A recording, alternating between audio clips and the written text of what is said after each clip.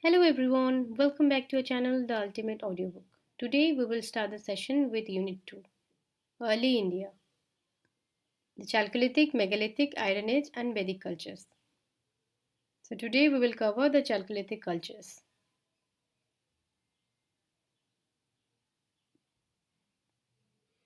Learning objectives. First, to understand the characteristics of the Chalcolithic period in India. Second, to know the Megalithic Iron Age cultures of India. Third, to get acquainted with Aryans, non-Aryans and Vedic cultures. Fourth, to learn the distinction between the early Vedic and later Vedic societies. Introduction. A conventional view of the timeline of Indian history would simplify shift its themes from the Indus civilization through the Vedic culture to the age of the Mahajanpadas. But if we consider the time after the decline of the Indus civilization, covering from 2000 BCE to 600 BCE, and the space stretching from Kashmir to Kanyakumari and Arunachal Pradesh to Gujarat, it is clear that diverse cultures and people who spoke different languages lived in ancient India. This chapter focuses on the late Harappan, Chalcolithic, Megalithic Iron Age, and Vedic cultures and the Aryans, except for the Indus civilization, which was covered in the previous lesson. Essentially, it deals with the history of India from about 3000 BCE up to the emergence of the Mahajanpadas, with a focus on social and economic changes. Sources. The history of India after the decline of the Indus civilization around 1900 BCE is characterized by the presence of nomadic microlith using hunter-gatherers and pastoral, semi-sedentary and sedentary agropastoral communities of the Neolithic, Chalcolithic, Iron Ages and Vedic cultures. We have two main types of sources for this long span of time, that is 3000 to 600 BCE in Indian history. One source is the archaeological sites and material culture including pottery, plant remains and metal objects. The other is Vedic literature. There are no written documents for this period since the Vedic texts were transmitted orally. At this point of time, people had not developed a script in India, except the symbols of the Indus script which are yet to be deciphered. Correlating the archaeological cultures and the information related to various groups of people from the Vedic texts is not an easy task. There are various theories on the identity of the originators of the Indus civilization and various other archaeological cultures. We are dealing with diverse cultures and communities with different modes of living in this space-time unit. The early Vedic culture is correlated with some of the Chalcolithic cultures of India, while the later Vedic culture is correlated with the painted grey ware culture of the Iron Age in the North India. Unlike the age of Indus civilization, when the urban sites and farming cultures were in a limited area, we notice cultural, agricultural, and technological expansion and developments in many parts of India in this period, accompanied by the growth of craft production and population. A strong cultural foundation was laid across India during this period, which finally culminated in the early historic period.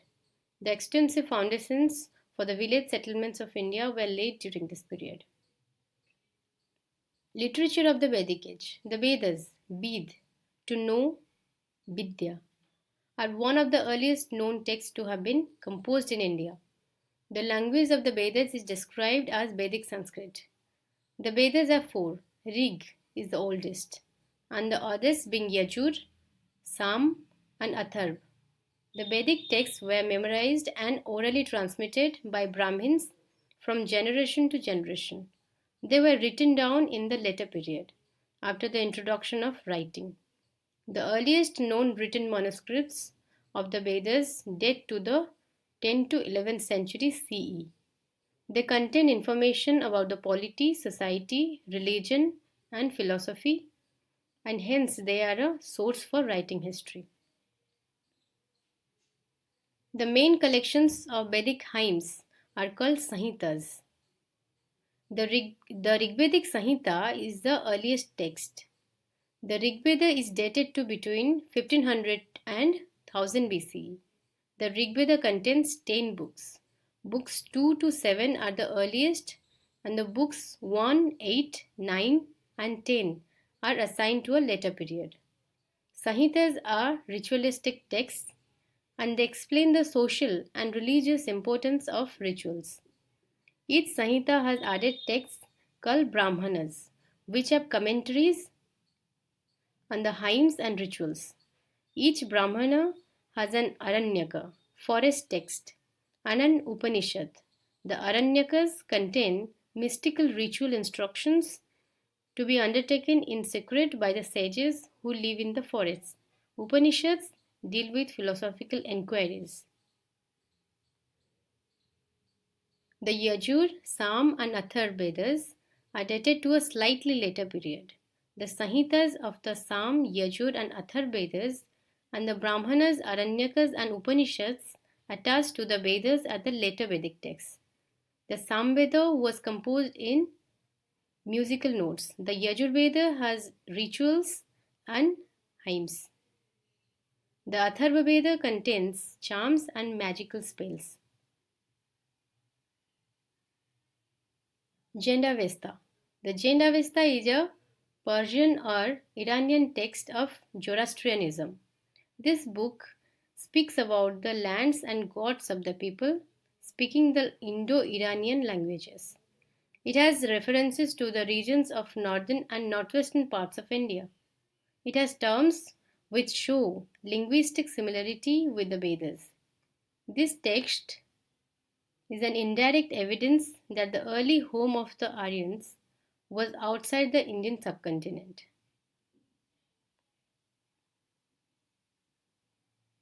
This text is an indirect evidence that the early home of the Aryans was outside the Indian subcontinent. Pre-Aryan, late Harappan and Chalcolithic cultures of India. The pre-Harappan cultures are the earliest Chalcolithic cultures of India, and they are found in the time before the beginning of the mature phase of the Harappan culture and continue to exist in the later period. The other Chalcolithic cultures of India are more or less contemporary to this phase of Harappan culture, and they continued even after its decline. Unlike the mature urban phase of the Harappan civilization, Chalcolithic cultures were pastoral and based on farming, generally rural in nature. They used copper and stone blades and pottery and also low grade iron in the later period. Their settlements were sedentary or semi sedentary. In the northwestern and western regions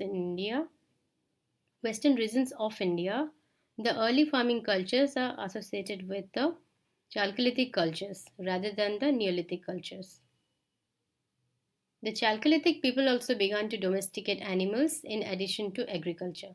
They had cattle, sheep, pigs, and goats, and buffaloes. Evidence has been found of turtles and fowls in their settlements. The houses were made of stone, mud bricks, mud, and perishable wooden materials and built on a stone foundation. The walls were made with bamboo frames.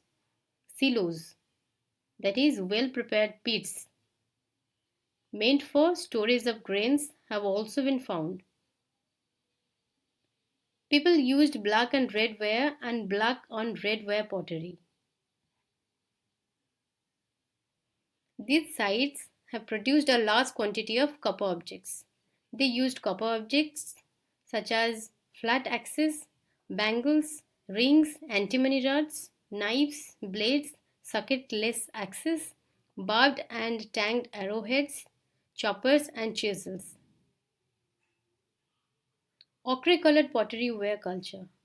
Ochre colored pottery ware culture is found in northern India dating to the Chalcolithic period. The ochre colored pottery has red sleeve and appears ochre in color. The ochre color comes off when the pottery is tossed, and hence it is called ochre colored pottery. It has black painted designs. The ochre colored pottery comes in the form of jars, storage jars, bowls, and basins.